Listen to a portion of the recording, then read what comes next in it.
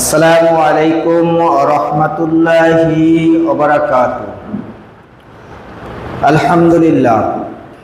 আলহামদুলিল্লাহি নাহমাদুহু ওয়া নাস্তাঈনুহু ওয়া নাস্তাগফিরুহু ওয়া নু'মিনু বিহি ওয়া নাতাওয়াক্কালু আলাইহি ওয়া নাউযু বিল্লাহি মিন শুরুরি আনফুসিনা। من يهده الله فلا مضل له ومن يضلل فلا هادي له ونشهد أن لا إله إلا الله وأشهد أن محمدا عبده ورسوله أرسله بالحق بشيرا ونذيرا وداعيا إلى الله بإذنه وسراجا منيرا. أما بعد فإن خير الحديث كتاب الله وخير الهدي هدي محمد صلى الله عليه وسلم وشر الأمور محدثاتها وكل محدثة بدعة وكل بدعة ضلالة وكل ضلالة في النار. أعوذ بالله من الشيطان الرجيم. بسم الله الرحمن الرحيم. قل إن كنتم تحبون الله فاتبعوني يحببكم الله ويغفر لكم ذنوبكم والله غفور رحيم. সমস্ত প্রশংসা সেই মহান সত্তার, যিনি আসমান এবং জমিনের একচ্ছত্র অধিপতি। সমস্ত প্রশংসা সেই মহান সত্তার, যিনি আরশে আজিমে অবস্থান করেন। সমস্ত প্রশংসা সেই মহান সত্তার, যিনি নিরাকার নন। শান্তি বর্ষিত হোক সর্বকাল সর্বশ্রেষ্ঠ মহামানব আখিরি পয়গম্বর মুহাম্মদুর রাসূলুল্লাহ সাল্লাল্লাহু আলাইহি ওয়াসাল্লামের উপর। সম্মানিত দিনদার মুসলিম ভাই ও বোনেরা, যেই মহান রব আপনাকে আমাকে আজকে জুমাবারে তারই ঘর মসজিদে আসার মতো এবং বসার মতো এবং কোরআন সুন্নাহ থেকে কিছু কথা শ্রবণ করার তৌফিক দান করেছেন, এই জন্য আমরা মহান রবের দরবারে সকলে শুকরিয়া আদায় করি, সকলে বলি আলহামদুলিল্লাহ। সম্মানিত দিনদার মুসলিম ভাই ও বোনেরা, আল্লাহ রাব্বুল আলামিন মানব জাতিকে সৃষ্টি করেছেন সৃষ্টির শ্রেষ্ঠ জীব হিসেবে। তার উদ্দেশ্য হলো এক আল্লাহর ইবাদত করবে, তার সাথে অন্য কাউকে শরীক করবে না। এই উদ্দেশ্য বাস্তবায়নের লক্ষ্যে আল্লাহ রাব্বুল আলামিন যুগে যুগে নবী রাসূল পাঠিয়েছেন, গাইডলাইন হিসেবে কিতাব পাঠিয়েছেন। যারা এই নবী রাসূলের অনুসরণ করবে এবং গাইডলাইন অনুযায়ী জীবন পরিচালনা করবে, তাদের জন্য সুসংবাদ হিসেবে আল্লাহ রাব্বুল আলামিন জান্নাত রেখেছেন। যারা এর বিরোধিতা করবে, নিজের প্রবৃত্তির অনুসরণ করবে, তাদের জন্য দুঃসংবাদ হিসেবে আল্লাহ রাব্বুল আলামিন জাহান্নাম রেখেছেন। বলে রাখা ভালো হবে যে আল্লাহ রাব্বুল আলামিন মানব সৃষ্টির পূর্বেই জান্নাত এবং জাহান্নাম সৃষ্টি করে রেখেছেন। সম্মানিত দিনদার মুসলিম ভাই ও বোনেরা, আল্লাহ রাব্বুল আলামিন মানুষ সৃষ্টি করেছেন এবং এই মানুষকেই আল্লাহ রাব্বুল আলামিন তার কাছে নিয়ে যাবেন মৃত্যুর মাধ্যমে। তার কাছে নিয়ে যাবেন মৃত্যুর মাধ্যমে। আজকে জুমার খুতবার সংক্ষিপ্ত আলোচনার বিষয় মৃত্যুর পরের অবস্থান, অর্থাৎ আলমে বারজাক। আজকে জুমার খুতবার সংক্ষিপ্ত আলোচনার বিষয় হচ্ছে মৃত্যুর পরের অবস্থান, অর্থাৎ আলমে বারজাক। এই আলমে বারজাক, মৃত্যুর পরের অবস্থানের উপর 7টি পয়েন্টে কথা বলবো। আল্লাহ রাব্বুল আলামিন তৌফিক দান করেন। ওমা তৌফিকি ইল্লা বিল্লাহ আলাইহি তাওয়াক্কালতু ওয়া ইলাইহি উনীব। রব্বি ইশরাহ লি সাদরি ওয়া ইয়াসসির লি আমরি ওয়াহলুল উকদাতাম মিন লিসানি ইয়াফকাহু কওলি। 1 নাম্বার পয়েন্ট হচ্ছে মৃত্যুর আগ মুহূর্তে মানুষের তওবা কবুল হয় না। 1 নাম্বার পয়েন্ট হচ্ছে মৃত্যুর আগ মুহূর্তে মানুষের তওবা কবুল হয় না। 2 নম্বর পয়েন্ট হচ্ছে মানুষের জন্মর পর থেকে মৃত্যু পর্যন্ত পরীক্ষা চলমান। 2 নম্বর পয়েন্ট হচ্ছে মানুষের জন্ম থেকে মৃত্যু পর্যন্ত পরীক্ষা চলমান।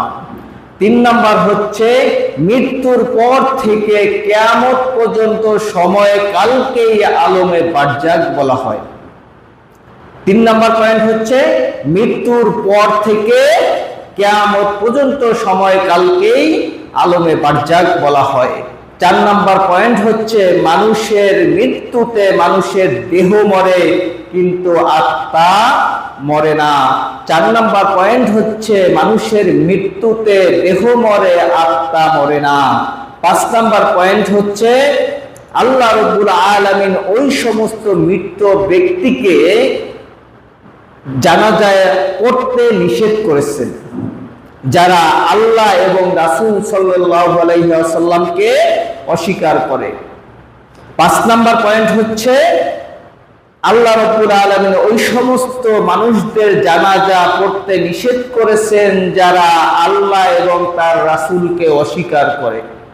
6 নম্বর পয়েন্ট হচ্ছে সেদিন আল্লাহ রাব্বুল আলামিন কবরকে নির্দেশ করবেন। 6 নম্বর পয়েন্ট হচ্ছে সেদিন আল্লাহ রাব্বুল আলামিন মানুষদেরকে কবরকে নির্দেশ করবেন।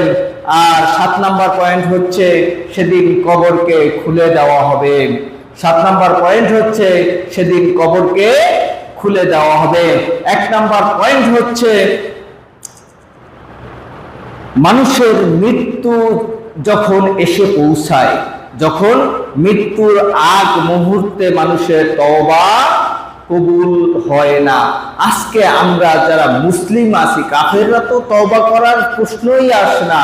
যারা মুসলিম আছি তারা চিন্তা করি আমরা এখন একটু খাবো দাবো, ফুর্তি করব, চলাফেরা করব, যখন আমাদের মৃত্যু ঘনিয়ে আসবে তখন আল্লাহ রাব্বুল আলামিনের কাছে আমরা খালেস অন্তরে আল্লাহর কাছে তওবা করে মাফ করিয়ে নিব।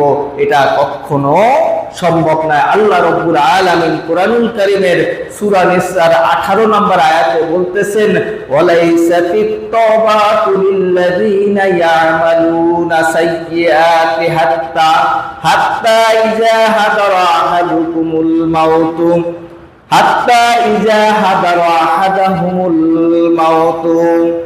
قال إني تبت الآن ولا الذين يموتون وهم كفار أولئك أعتدنا لهم عذابا عليم। আল্লাহ রাব্বুল আলামিন বলতেছেন ওয়ালাইসাতিত তাওবাতু লিল্লাযিনা, আর তওবা তো তাদের জন্য নয়, আর তওবা তো তাদের জন্য নয় লিল্লাযিনা ইয়ামালুনা সাইয়্যাত, যারা সব সময় সর্ব অবস্থায় মন্দ কাজ করে যেতেই থাকে। কি করে? সব সময় মন্দ কাজ করে যেতেই থাকে, তাদের জন্য কিন্তু তওবা না। আল্লাহ রাব্বুল আলামিন তওবা কাদের জন্য তাও সামনে বলে দিবেন।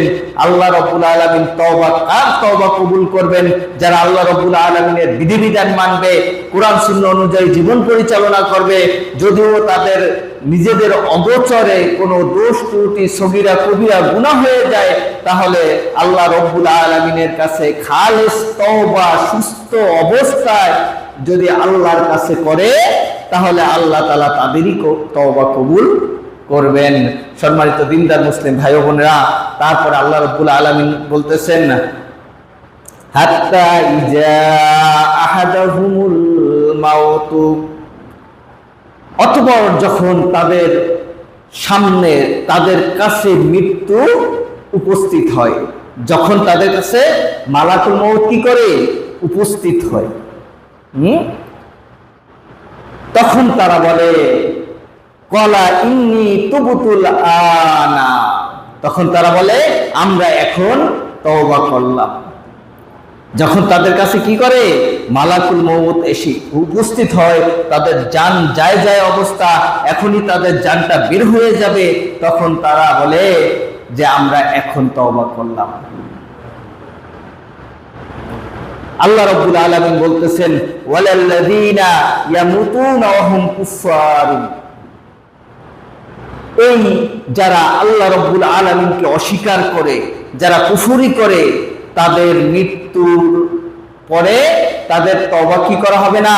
মৃত্যুর আগ মুহূর্তে তাদের তওবা কবুল করা হবে না। আজকে আমাদের মুসলিম সমাজে আপনি আমি চিন্তা করে দেখেন যে বেশিরভাগ মানুষ আল্লাহ বিরোধিতায় ব্যস্ত, সালাত আদায় করে না, সিয়াম পালন করে না, তারা আল্লাহর বিধিবিধানের তোয়াক্কা করে না, নিজের প্রবৃত্তির অনুসরণ করে জীবনযাপন করে। অথচ তারা কি বলে যে আমরা মৃত্যুর আগ মুহূর্তে তওবা করব। আল্লাহ তাআলা এই তওবা গ্রহণ করবেন না। আল্লাহ রাব্বুল আলামিন তারপরে বলতেছেন উলাইকা আতাদনা লাহুম আযাবান আলীম। কি বলতেছেন? উলাইকা আতাদনা লাহুম আযাবান আলীম, এই সমস্ত লোকদের জন্য আমি যন্ত্রণাদায়ক শাস্তি তৈরি করে রেখেছি। কি করেছেন? আল্লাহ রাব্বুল আলামিন এই সমস্ত লোকদের জন্য যন্ত্রণাদায়ক শাস্তি তৈরি করে রেখেছেন। অথচ আপনি আমি শরীরে বাতাস লাগিয়ে ঘুরে বেড়াচ্ছি আর মনে করতেছি আমি তো আর এখন মরবো না, আমার মরার অনেক দেরি আছে, মরার আগে আগে আমি তওবা করে নিব। না ভাই বন্ধু, এটা কখনো কোনোভাবেই সম্ভব না। আপনি এখন সুস্থ আছেন, এই মুহূর্তে আপনার আল্লাহ রাব্বুল আলামিনের কাছে খালেস তওবা করেন।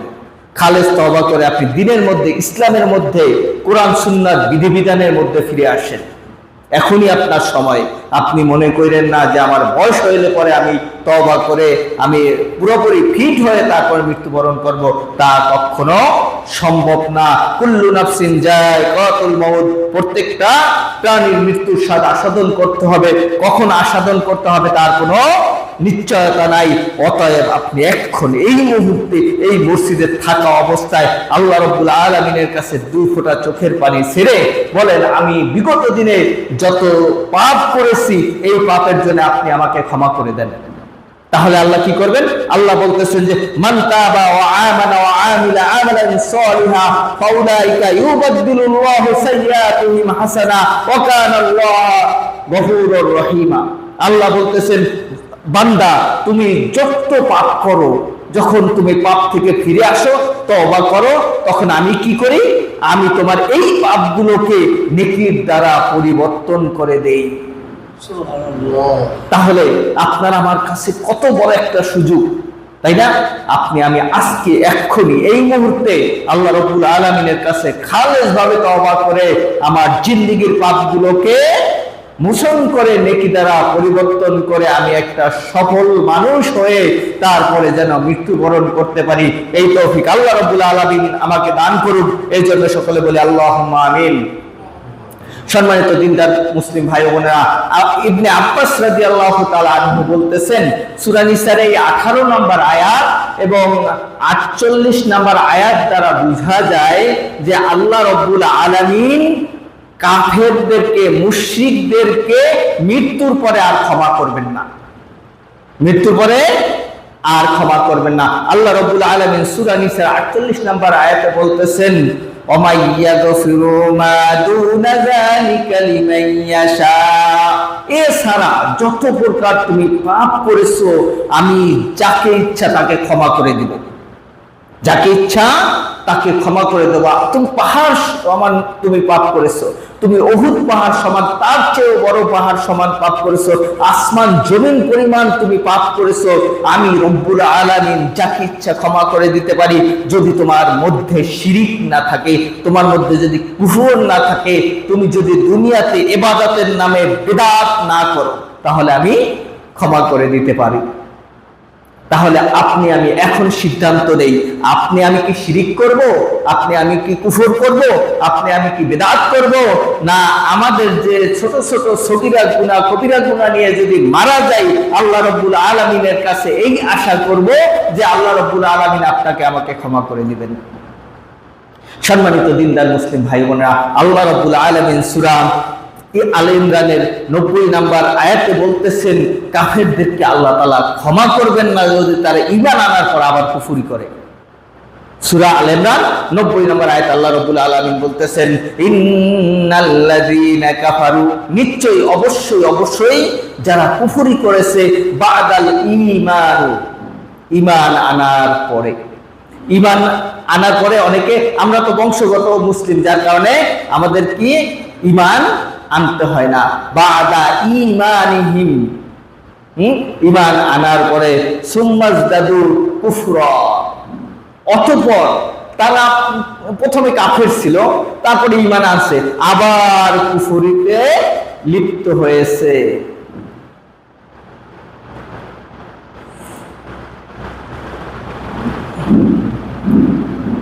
আল্লাহ রাব্বুল আলামিন তারপরে বলতেছেন, তাদের তওবা কখনো কোনোভাবে কবুল করা হবে না, তাদের তওবা কখনো কোনোভাবে কবুল করা হবে না।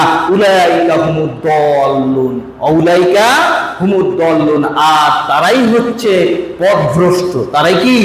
পথভ্রষ্ট। অতএব আমরা তো বংশগত মুসলিম, আমরা তো বংশগত মুসলিম, যার কারণে আমাদেরকে নতুন করে ঈমান আনতে হয় না। ধরেন আমি কাফের ছিলাম, আমি কাফের থেকে ঈমান এনেছি, মুসলিম হয়েছি, তারপরে আবার যদি আমি কুফরিতে লিপ্ত হই, তাহলে আপনার আমার তওবা আল্লাহ রাব্বুল আলামিন কি করবেন না? কবুল করবেন না। সম্মানিত দিনদার মুসলিম ভাই ও বোনেরা, এজন্য আমাদেরকে সর্বপ্রথম যে কাজটা করতে হবে, মৃত্যুর কথা স্মরণ করতে হবে, আল্লাহ রাব্বুল আলামিনের বিধিবিধান মেনে আল্লাহকে ভয় করে আমাদের সব সময় তওবার উপর থাকতে হবে। আমাদের কোনো পাপ হয়ে গেছে, সাথে সাথে বলতে হবে আস্তাগফিরুল্লাহ ওয়া আতুবু ইলাইহি। কি বলতে হবে? আস্তাগফিরুল্লাহ ওয়া আতুবু ইলাইহি। এই কথা বলে আপনি আমি কি করব? আল্লাহর কাছে তওবা করব। তাহলে আপনাদেরকে একটা ছোট্ট ঘটনা শুনাই, সেটা হচ্ছে ইমাম আহমদ বিন হাম্বলের বিষয়। ইমাম আহমদ বিন হাম্বল এক সময় হাদিস সংগ্রহ করার জন্য দাঁড়ে দাঁড়ে ঘুরছিলেন। ইতিমধ্যে একটা বাজারে গিয়ে উপস্থিত হলেন। বাজারে দেখতেছেন এক ব্যক্তি রুটি ভাজতেছে এবং বলতেছে আস্তাগফিরুল্লাহ ওয়া আতুবু ইলাইহি। এরকম উনি রুটি বেলতেছে তাও বলতেছে, রুটি ভাজতেছে তাও বলতেছে, রুটি উল্টাচ্ছে তাও বলতেছে। কৌতূহল বশত ইমাম আহমদ বিন হাম্বল তিনি জিজ্ঞেস করলেন, বাবা তুমি যে এই আস্তাগফিরুল্লাহ ওয়া আতুবু ইলাইহি সর্ব অবস্থায় বলতেছো, এটার কারণ কি? তখন সে বলল, আপনি তো জানেন না, আমি তো মুস্তাজাবুদ দাওয়া, অর্থাৎ আমি যে দোয়া আল্লাহ রাব্বুল আলামিনের কাছে করি, আল্লাহ রাব্বুল আলামিন আমার কোনো দোয়া ফিরিয়ে দেন না। উনি আশ্চর্য হয়ে গেলেন যে আমি এত বড় একজন মুহাদ্দিস, আমি তো এই ধরনের চিন্তা করতে পারি নাই, এই ধরনের আমি পরিকল্পনা কখনো করি নাই। তবে ওই রুটিওয়ালা বলতেছে, তবে আমার একটা দোয়া এখন পর্যন্ত কবুল হয় নাই। সে দোয়াটা কি? সে দোয়াটা এই যুগের শ্রেষ্ঠ মুহাদ্দিস আহমদ বিন হাম্বলের সাথে আমার আজ পর্যন্ত সাক্ষাৎ হয় নাই, এই দোয়াটা আমি বারে বারে করতেছি। তখন উনি কেঁদে দিলেন, ইমাম আহমদ বিন হাম্বল কেঁদে দিলেন আর বললেন, আল্লাহ রাব্বুল আলামিন তোমার এই দোয়াটাও কবুল করেছেন। তুমি যে মুস্তাজাবুদ দাওয়া, আল্লাহ তাআলা তোমার উপর যে রাজি খুশি, তোমার সমস্ত কথা আল্লাহ রাব্বুল আলামিন যে শুনেন, তার এই জাজল্য প্রমাণ আমি পেয়ে গেলাম। আল্লাহ রাব্বুল আলামিন এই আহমদ বিন হাম্বলকে তোমার সামনে এনে উপস্থিত করছে, এটাই তোমার আস্তাগফিরুল্লাহ ওয়া আতুবু ইলাইহি এই কথা বলার প্রমাণ। অতএব আমাদেরকে কি করতে হবে? কোন পাপ হোক আর না হোক, আমরা সর্ব অবস্থায় আস্তাগফিরুল্লাহ ওয়া আতুবু ইলাইহি পড়তে থাকবো, বলতে থাকবো। তাহলে আল্লাহ রাব্বুল আলামিন আমাদেরকে কি করবেন? মুস্তাজাবুদ দাওয়াও বানিয়ে দিতে পারেন।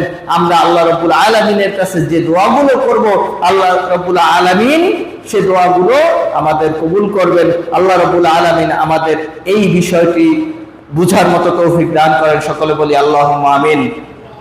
সম্মানিত দিনদার মুসলিম ভাই ও বোনেরা, 2 নাম্বার পয়েন্ট, মানুষের জন্ম থেকে মৃত্যু পর্যন্ত মানুষের পরীক্ষা চলমান, পরীক্ষা চলমান। আল্লাহ রাব্বুল আলামিন সূরা মুলুকের 2 নাম্বার আয়াতে বলতেছেন, আল্লাযী খালাকাল মাউতা ওয়াল হায়াতা লিয়াবলুয়াকুম আইয়ুকুম আহসানু আমালা ওয়া হুয়াল আজিজুল গফুর। আল্লাহ রাব্বুল আলামিন বলতেছেন, আল্লাযী খলাকাল মাউতা ওয়াল হায়াতা, আমি মানুষকে সৃষ্টি করেছি এবং আমি জীবন এবং মৃত্যু দিয়েছি। আল্লাহ রাব্বুল আলামিন মানুষ সৃষ্টি করেছেন এবং এই মানুষকে সৃষ্টি করার পর আল্লাহ জীবন এবং মৃত্যু দুইটাই দিয়েছেন। আল্লাহ মৃত্যু না দিলে কেউ মৃত্যুবরণ করতে পারে না, আর আল্লাহ জীবন না দিলে কেউ পৃথিবীতে আসতে পারে না। তারপর আল্লাহ রাব্বুল আলামিন বলতেছেন, লিয়াবলুয়াকুম আইয়ুকুম আহসানু আমালা, যেন আমি তোমাদেরকে পরীক্ষা করে দেখতে পারি কে আমলের দিক দিয়ে সর্বোত্তম। কথা বুঝতে পারছেন তো? বুঝেন তো কথা? আল্লাহ রাব্বুল আলামিন আমাদেরকে দুনিয়ায় পাঠিয়েছেন পরীক্ষা করার জন্য, স্রেফ পরীক্ষা করার জন্য। আজকে আমরা তো পরীক্ষার হলে যাই, পরীক্ষার হলে গিয়ে পরীক্ষা দেই, আমরা যদি লেখি তাও আমাদেরকে স্যাররা কিছু বলবে না, আর যদি না লেখি, আমরা যদি শুধু সাদা কাগজ নিয়ে বসে থাকি তাও স্যারেরা কিছু বলবেন না। তেমনি আল্লাহ রাব্বুল আলামিন দুনিয়াতে আপনাকে আমাকে পাঠিয়েছেন পরীক্ষা করার জন্য, পরীক্ষার হলে পাঠিয়েছেন। আপনি যদি এই দুনিয়াতে আল্লাহ রাব্বুল আলামিনের বিধিবিধান মানেন তাও আল্লাহ রাব্বুল আলামিন আপনাকে কিছু বলবে না, আর যদি কুফরি করেন, আল্লাহ রাব্বুল আলামিনের বিরোধিতা করেন, তাও আল্লাহ রাব্বুল আলামিন কিছু বলবেন না। কারণ আপনাকে আমাকে তো পাঠিয়েছেনই পরীক্ষা করার জন্য। যেহেতু পরীক্ষার মধ্যে কাউকে ডিস্টার্ব করতে হয় না, সেহেতু আল্লাহ রাব্বুল আলামিন আপনাকে আমাকে ডিস্টার্ব করেন না। এই ফলাফল মৃত্যুর পরে আল্লাহ রাব্বুল আলামিন আপনাকে আমাকে দিবেন। এর ফলাফল আল্লাহ রাব্বুল আলামিন মৃত্যুর পরে দিবেন। ওহুয়াল আজিজুল গফুর, আর তিনি হচ্ছেন একমাত্র পরাক্রমশালী আর পরম ক্ষমাশীল। আজকে চিন্তা করে দেখুন, আপনি আপনার ঘরে আপনার একটা অন্যায় কাজ করেই ফেলছেন, আপনার মা আপনার বাবা আপনার উপর খুব ক্ষিপ্ত আছে, খুব ক্ষিপ্ত আছে, আপনি বাসায় যাচ্ছেন না, ভয় পাচ্ছেন। এক পর্যায়ে দেখা যায় আপনার বাপ মা একটু সামান্য ভুলের কারণে অনেক সময় আপনাকে আমাকে তেজ্য বা আপনাকে আমাকে ঘর থেকে বেরো করে দিতে পারেন। আর যেই মহান রব আপনাকে আমাকে দুনিয়ায় সৃষ্টি করলেন, রিজিক দিলেন, অক্সিজেন দিলেন, শরীর স্বাস্থ্য দিলেন, হাত দিলেন, পা দিলেন, মুখমণ্ডল দিলেন, সব কিছু দেওয়ার পরে আল্লাহ রাব্বুল আলামিনের এত নিয়ামত পেয়েও এই নিয়ামতের আমরা শুকরিয়া আদায় করি না, অথচ আল্লাহর জমিন থেকে আপনাকে আমাকে কিন্তু আল্লাহ বের করে দেন না। আপনাকে আমাকে আল্লাহ রাব্বুল আলামিন আল্লাহর জমিন থেকে বের করে দিয়েছেন? দেন নাই। যদি বের করে দিতেন তাহলে আমাদের কোনো স্থান থাকতো? আল্লাহ যদি বলতেন যে আমার জমিনে তুমি আমার শুকরিয়া আদায় করো না, আমার জমিনে তুমি থাকতে পারবে না, তাহলে আপনার আমার আর যাওয়ার কোনো জায়গা ছিল না। অথচ আল্লাহ রাব্বুল আলামিন পরম ক্ষমাশীল, যার কারণে আপনি আমি এত অন্যায় করার পর, এত কুফরি করার পর আল্লাহ রাব্বুল আলামিন এই জমিন থেকে আপনাকে আমাকে বিতাড়িত করেন না। আপনাকে আমাকে এতটা ছাড় দিয়ে দিয়েছেন আল্লাহ রাব্বুল আলামিন, ছাড় দিয়েছেন কিন্তু ছেড়ে দেন নাই। কি দিয়ে ধরবেন আপনাকে আমাকে? মৃত্যুর মাধ্যমে। মৃত্যু দিয়ে আবার তার কাছে ফিরিয়ে নিয়ে যাবেন। সম্মানিত দিনদার মুসলিম ভাই বোনেরা, আল্লাহ রাব্বুল আলামিন আমাদের সকলকে বুঝার তৌফিক দান করেন। সকলে বলি আল্লাহুম্মা আমিন। সম্মানিত দিনদার মুসলিম ভাই বোনেরা, ৩ নম্বর যে বিষয়টা, সেটা হলো মৃত্যুর পর থেকে কিয়ামত পর্যন্ত সময়কালকে আলমে বারজাক বলা হয়। ৩ নম্বর বিষয়টা কি? ৩ নম্বর পয়েন্টটা হচ্ছে মৃত্যুর পর থেকে কিয়ামত পর্যন্ত সময়কালকে আলমে বারজাক বলা হয়। এই আলমে বারজাকে কি হয় না না হয় পৃথিবীর কোনো মানুষ তা জানে না, আল্লাহ রাব্বুল আলামিন ছাড়া। আল্লাহ রাব্বুল আলামিন সূরা মুমিনুনের 99 এবং 100 নম্বর আয়াতে এই বিষয়ে আলোচনা করেছেন। আল্লাহ রাব্বুল আলামিন বলতেছেন, হাত্তা ইজা জাআ আহাদুহুমুল মাউত, আর যখন তাদের কারো কাছে মৃত্যু এসে উপস্থিত হয়, ক্বালা রাব্বিরজিউনি, তখন সে বলে, হে আমাদের প্রতিপালক, আপনি আমাদেরকে আবার পুনরায় পৃথিবীতে পাঠিয়ে দেন। যখন যারা কাফের, মুশরিক, পাপিষ্ঠ ব্যক্তি, তাদের কাছে যখন মৃত্যু এসে উপস্থিত হয়, তখন তারা বলে, হে আমাদের প্রতিপালক, আপনার কাছে আমাদের একটাই আবেদন, আপনি আমাদেরকে আবার দুনিয়াতে পাঠিয়ে দেন। পাঠিয়ে দিলে কি হবে? লাআল্লি আমালু সালিহান, তাহলে আমরা দুনিয়ার সমস্ত ভালো কাজগুলো করে আসব। আপনি বলছেন সালাত আদায় করতে, আপনি বলছেন সিয়াম পালন করতে, আপনি যা যা বলেছেন আমরা সমস্ত বিধিবিধান মেনে তারপরে আসব, আমাদেরকে আবার পুনরায় দুনিয়াতে পাঠিয়ে দেন।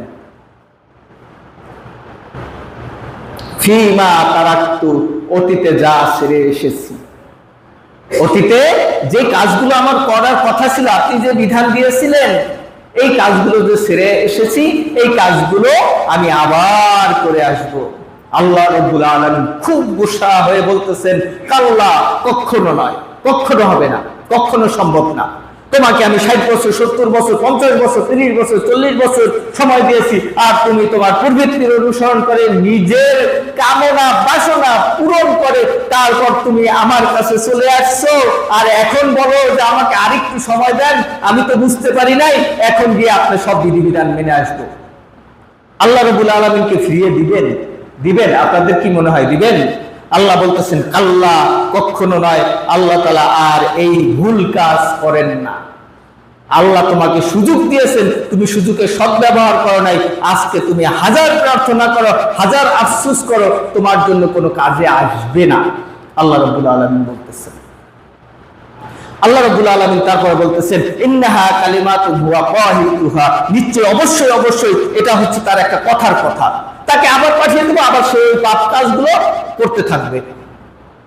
এটা তার একটা কথার কথা। এই যে মানে কষ্টের কথা, এই মালাকুল মউতের যে ভয়ঙ্কর আকৃতি দেখে তার কলিজা শুকিয়ে গেছে, বিধায় বলতেছে, আল্লাহ আপনি আমাকে আবার পাঠিয়ে দেন, আমি ভালো কাজগুলো করে এসে আবার ভালো মানুষ হয়ে আপনার কাছে আসবো। এটা উনি বলবেন। অমি ওয়ারাইহিম বারযাকুন, আর তারপরে রয়েছে তাদের বারযাকি জীবন। তারপরে তাদের রয়েছে বারযাকি জীবন, এমন একটি দিবস পর্যন্ত, ইলা ইয়াউমি ইউবাসুন, যেদিন তাদেরকে পুনরায় উঠানো হবে। যেদিন তাদেরকে কি করা হবে? পুনরায় উঠানো হবে। আপনি আমি কি মনে করতেছি যে আমি মরে গেছি, শেষ? আত্মা মরে না, দেহ মরে।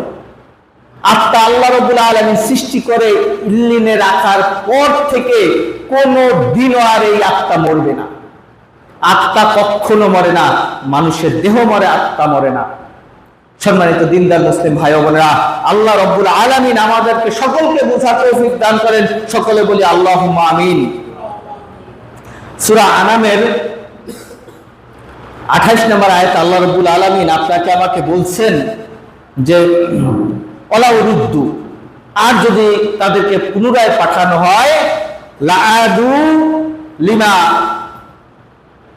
নাহু আনহু, তাহলে সে আবার ওই পাপ কার্যের মধ্যে লিপ্ত হয়ে যাবে। সে এই পাপ থেকে আর বিরত হবে না, সে ওই পাপ করতেই থাকবে, করতেই থাকবে। এটাই হচ্ছে তার নেশা। আল্লাহ বলতেছেন, তাকে যদি আমি আবারও ফিরিয়ে দেই, তাহলে সে কি করবে? ওই পাপ কার্যগুলো করতে থাকবে। আমি যা থেকে তাদেরকে নিষেধ করেছি তা তারা পুনরায় করতেই থাকবে। সম্মানিত দিনদার মুসলিম ভাই ও বোনেরা, তারপরে আল্লাহ রাব্বুল আলামিন বলতেছেন, ইন্নাহুম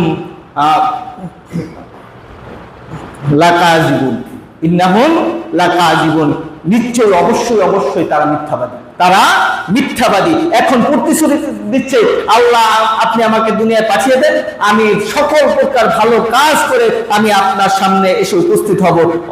অথচ তারা এই কথাগুলো সত্যি বলতেছে না, তারা মিথ্যা কথা বলতেছে। তারা কোনো রকম একটু সুযোগ পেলে, দুনিয়ায় আসতে পারলেই সে আবার ওই পাপ কার্যে লিপ্ত হয়ে যাবে। সম্মানিত দিনদার মুসলিম ভাই বোনেরা, আল্লাহ রাব্বুল আলামিন আমাদের সকলকে এই বিষয় বোঝার এবং আমল করার তৌফিক দান করেন। সকলে বলি আল্লাহুম্মা আমিন।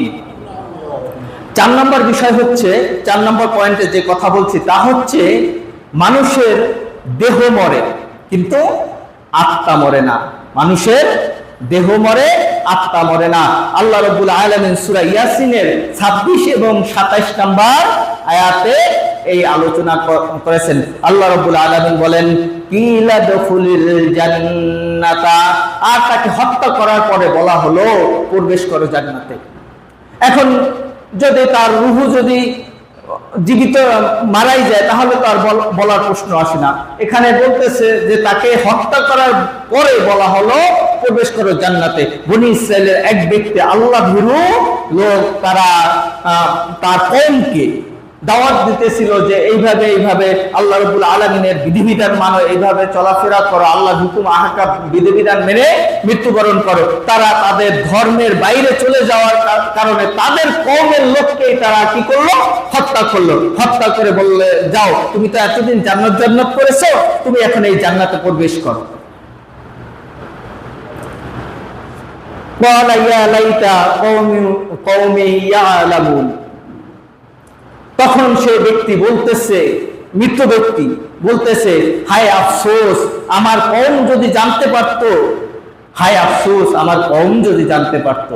তার মানে কি?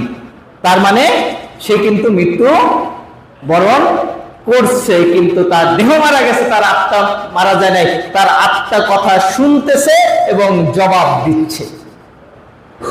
মানুষ সৃষ্টির পর থেকে, রূহ সৃষ্টির পর থেকে আর রূহের কোনো মৃত্যু নেই, শুধু দেহের মৃত্যু হবে, রূহ জিন্দাই থাকবে। আপনি যদি ভালো কাজ করেন, আপনার মৃত্যুর পরে স্বাগতম বলে আপনার রূহটা ইঞ্জিনে নিয়ে যাবে। আর আপনি যদি খারাপ কাজ করেন, আপনি যদি খারাপ মানুষ হয়ে থাকেন, তাহলে আপনার মৃত্যুর পর আপনার রূহটা ধরে সিজ্জিনে ফেলে দেওয়া হবে। এখন আপনি ডিসাইড করেন, আপনি চিন্তা করেন, আপনি ভালো কাজ করবেন না আপনি খারাপ কাজ করবেন, আল্লাহ ভীরু বান্দা হবেন না আপনি শয়তানের বান্দা হবেন। এটা আপনার কাছে আল্লাহ ছেড়ে দিয়েছে। এটা হচ্ছে পরীক্ষা হল। পরীক্ষায় আপনি যদি আল্লাহ ভীরু হয়ে আল্লাহর বিধিবিধান মেনে জীবন যাপন করতে পারেন, আলহামদুলিল্লাহ, আপনি সফল। আর যদি আপনি শয়তানের আনুগত্য করেন, পূর্ববর্তীর আনুগত্য করেন, মন যা চায় তাই করে বেড়ান, তাহলে কিন্তু আপনি আল্লাহ রাব্বুল আলামিনের রোশানলে যদি একবার পড়ে যান, তাহলে কিন্তু তার থেকে আর বের হওয়ার কারো কোনো ক্যাপাসিটি নাই। যদি কারো সাহস থাকে তার বলেন, আপনি বলেন যে না, আমি আল্লাহর সীমানা থেকে বের হয়ে যাব। এটা কি সম্ভব? সম্ভব। আল্লাহ তাআলা আপনার রশি নাটাই থেকে ঢিল দিয়ে দিছে, আপনি উঠতে থাকেন। নাটাইটা কার হাতে? আল্লাহর হাতে। যখন আল্লাহর প্রয়োজন হবে নাটাই ধরে টান দেবে। আল্লাহর কাছে আপনার অবশ্যই ফিরে যেতে হবে। তারপর আল্লাহ রাব্বুল আলামিন 27 নম্বর আয়াতে বলতেছেন, বিমা গফারা লি রব্বি ওয়াজআলনি মিনাল মুকরিমিন। তখন সেই ব্যক্তি বলতেছে, হায় আফসোস, আমার কওমরা তো বুঝতে পারলো না, আল্লাহ রাব্বুল আলামিন আমাকে যে ক্ষমা করেছেন, আমাকে যে মর্যাদাশীল করেছেন, এটা আমার কম কোনোভাবেই জানতে পারলো না, বুঝতে পারলো না। আমার আফসোস রয়ে গেল তাদের জন্য। সম্মানিত দিনদার মুসলিম ভাই ও বোনেরা, আপনার আমার কাছে এখনই সুযোগ, আপনি আমি তওবা করে আল্লাহ রাব্বুল আলামিনের খালেস বান্দা হয়ে 5 ওয়াক্ত সালাত আদায় করে আল্লাহর বিধিবিধান মেনে মৃত্যুবরণ করার জন্য প্রস্তুতি নিই। এখনই কিন্তু আমাদের সময়। মনে করেন যে আমি এখান থেকে বের হয়ে আমি বাসা পর্যন্ত ঢুকতে পারবো কিনা তার নিশ্চয়তা নাই। মৃত্যুর যেহেতু গ্যারান্টি নাই, সেহেতু এখনই আমার সময় আল্লাহ রাব্বুল আলামিনের কাছে তওবা করে বিধিবিধান মেনে চলা।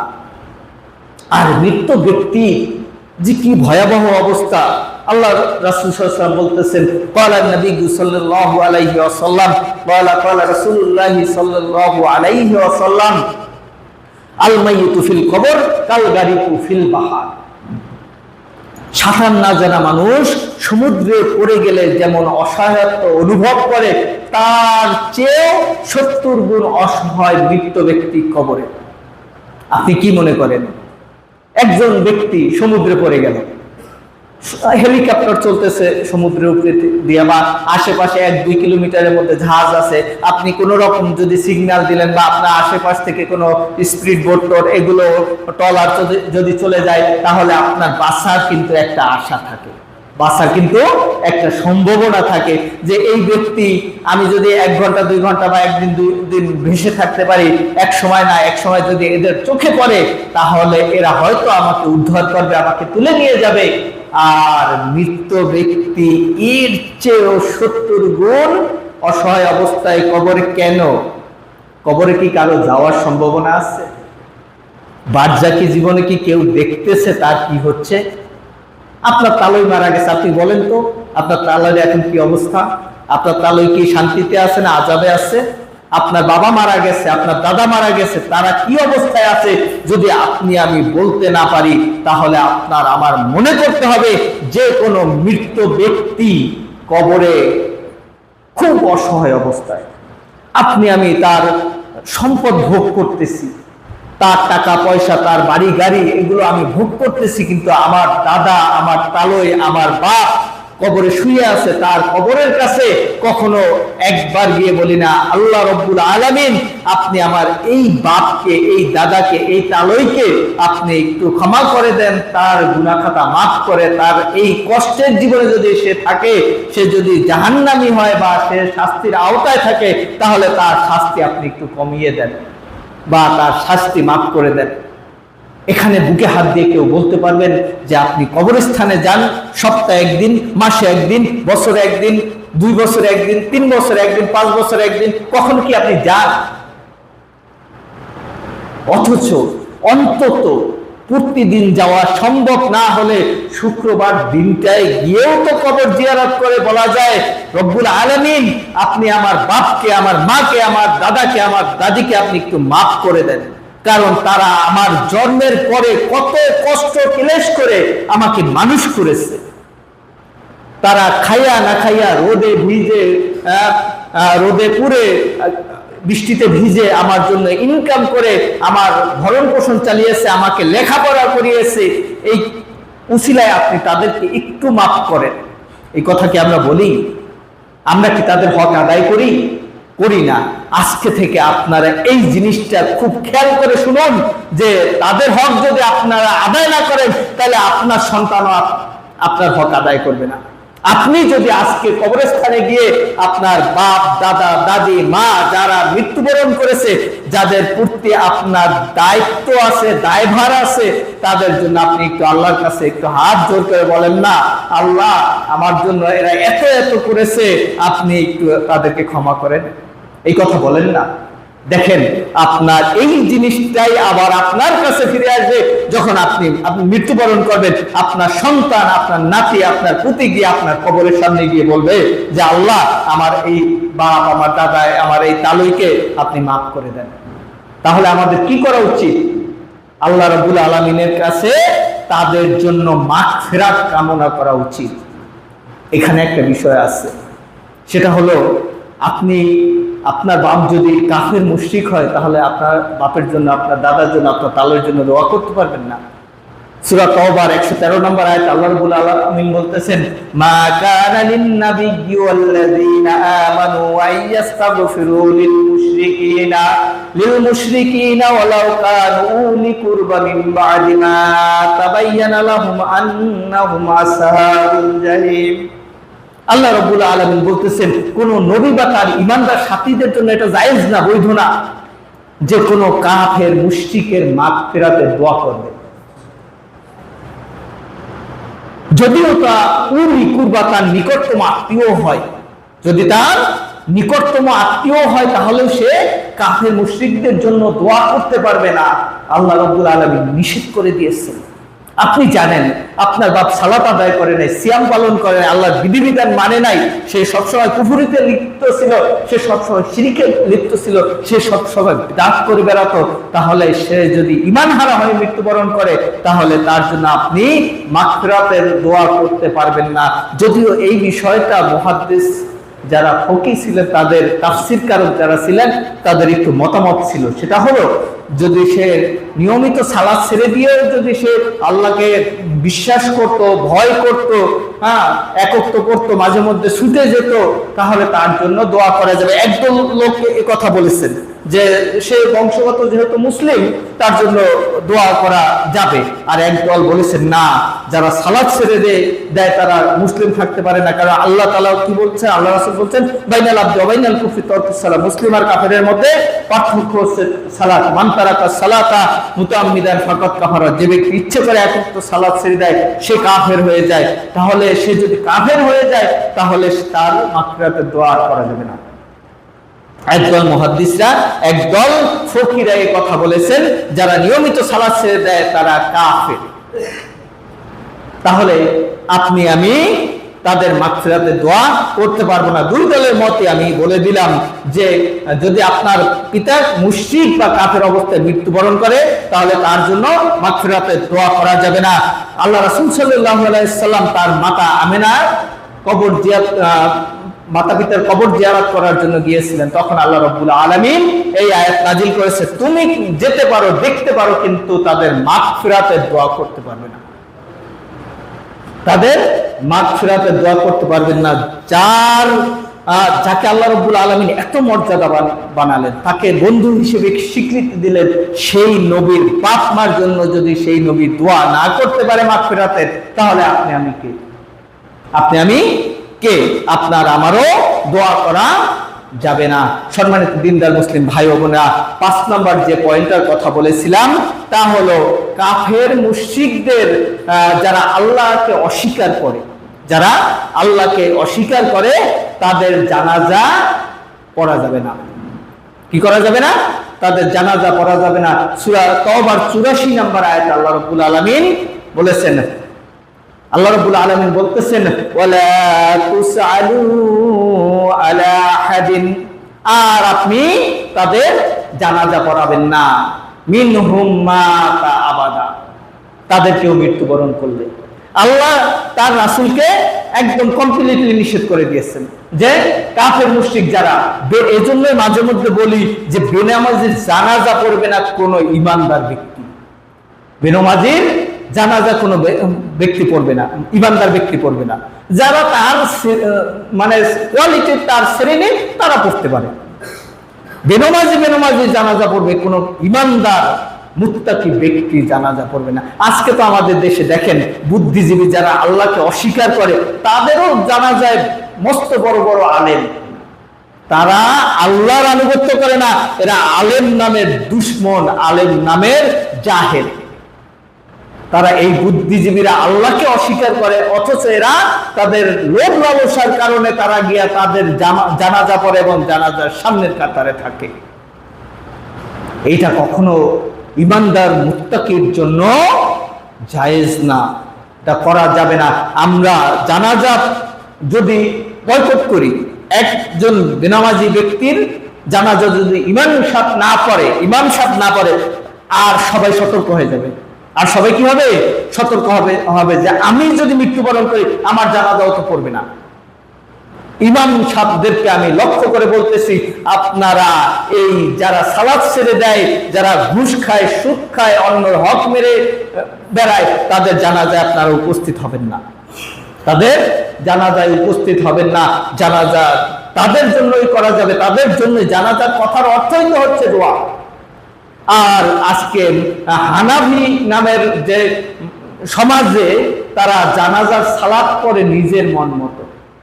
সালাত যদি হয় দোয়া, সালাত যদি হয় প্রার্থনা, তাহলে লা সালাত লিমান লা ইয়াকরা বিফাতিহাতিল কিতাব, সূরা ফাতিহা ছাড়া সালাত হয় না। অথচ তারা কি করে? তারা সানা পড়ে, দুরূদ শরীফ পড়ে, তারপরে জানাজার দোয়া পড়ে, তারপরে তারা সালাম ফিরিয়ে ফেলে। এটাকে তারা কি জানাজা বলে। অথচ আল্লাহ রাসূল সাল্লাল্লাহু আলাইহি ওয়াসাল্লাম স্পষ্ট করে বলে দিয়েছেন কি, লা সালাত লিমান লা ইয়াকরা বিফাতিহাতিল কিতাব, সূরা ফাতিহা ছাড়া কোনো সালাত হয় না। আপনি যদি জানাজার সালাত না বলেন তাহলে আপনার কি করতে হবে না? সূরা ফাতিহা পড়তে হবে না। আপনি বলতেছেন জানাজার সালাত আর আপনি সূরা ফাতিহা পড়বেন না, এটা কখনো হয় না। তাহলে আপনার আল্লাহ রাসূলের হাদিসকে অস্বীকার করলেন না। আল্লাহ রাসূলের হাদিসকে অস্বীকার করে আপনি মুসলিম থাকবেন, এই চিন্তা মনের ভুলেও করেন না, এটা অনেক দূরের বিষয়। এজন্য অবশ্যই জানাজার সালাতে সূরা ফাতিহা পড়তেই হবে। এটা বাধ্যতামূলক, না পড়লে সালাত হবে না। তাহলে যে আমাদের দেশে ম্যাক্সিমাম জানাজায় তো সূরা ফাতিহা ছাড়া হয়, তাতে আপনার কি আছে যায়? আপনার কবরে কি তারা যাবে না তাদের কবরে আপনি যাবেন? আপনি আপনার আমল করে, আপনি আল্লাহ রাসূলের দেখানো পদ্ধতিতে আপনার জীবন পরিচালনা করে আপনি মৃত্যুবরণ করেন, তারা যা মনে চায় তাই করুক। আপনি তাদেরকে দাওয়াত দিতে পারেন, তারা শুনলে শুনলো, না শুনলে না শুনলো, এটা নিয়ে আপনার মাথা ব্যথা করা দরকার নাই। সম্মানিত দিনদার মুসলিম ভাই বোনেরা, সময় শেষ হয়ে গেছে। তারপরে আল্লাহ রাব্বুল আলামিন, আমি যে 6 নম্বর পয়েন্টের কথা বলবো তা হলো আল্লাহ রাব্বুল আলামিন কবরকে নির্দেশ দিবেন। সূরা আদিয়াতের 9 নম্বর আয়াতে আল্লাহ রাব্বুল আলামিন বলতেছেন, আফালা ইয়ালামু ইযা বুসিরা মা ফিল কুবুর। সে কি জানে না, সে কি দেখেনি, সে কি বুঝে না, তারা কি জানে না যে কবর সমূহ তার ভিতরে যা কিছু আছে সেদিন বের করে দিবে। কি করবে? কবর সমূহ তার ভিতরে যা কিছু আছে আল্লাহ রাব্বুল আলামিনের নির্দেশে বের করে দিবে। আপনি মনে করতেছেন আমি মরার পর তো আমার গোশত মাংস পচে যায়, আমার হাড্ডি কয়টা থাকে, আর এই হাড্ডি গুলো আস্তে আস্তে শেষ হয়ে যায়, তাহলে আর কি বের করবেন? না, আল্লাহ রাব্বুল আলামিনের নির্দেশে কবর সবকিছু কি করবে? বের করে দিবে। যেহেতু মৃত্যু ব্যক্তিকে, যার 50 বছর 100 বছর 200 বছর আগের ব্যক্তিকে যখন ঈসা আলাইহিস সালাম বলছিলেন যে কুম বিইজনিল্লাহ, আল্লাহর হুকুমে জীবিত হয়ে যাও, সেই 200 বছর আগের মানুষও যেহেতু জীবিত হতে পারছে, আল্লাহ রাব্বুল আলামিনের নির্দেশে কি কবর বের করে দিতে পারবেন না? অবশ্যই পারবেন। এটা আপনার আমার মাথায় রাখতে হবে। সম্মানিত দিনদার মুসলিম ভাই বোনেরা, আল্লাহ রাব্বুল আলামিন আমাদের এই বিষয়টা বোঝার তৌফিক দান করেন, সকলে বলে আল্লাহুম্মা আমিন।